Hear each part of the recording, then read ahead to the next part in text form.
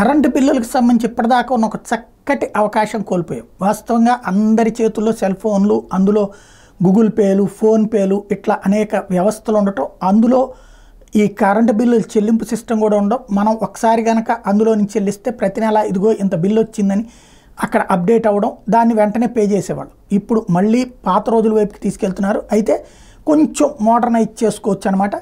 Reserve bank ఇచ్చినటువంటి ఆదేశాల ప్రకారం ఫోన్పే, గూగుల్ పే, పేటీఎం, ఇతర యూపీఐ యాప్స్ నందు బిల్లులు చెల్లించడానికి ఏపీఎస్పీడీసీఎల్ డిస్కమ్ పేరు ఇక పైన కనిపించదు.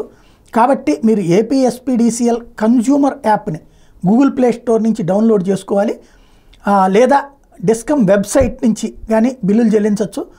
ఏపీఎస్పీడీసీఎల్ యాప్లో కానీ లేదా మా డిస్కమ్ వెబ్సైట్లో కానీ మీరు బిల్లులు చెల్లించేటప్పుడు మీరు మీ ఫోన్పే, గూగుల్ పే, పేటీఎం లేదా ఇతర యూపీఐ యాప్స్ని వాడుకోవచ్చు. అట్లాగే మీరు debit, credit, net banking, wallet, cash cards కూడా వాడుకోవచ్చు అని చెప్పి సూచించింది.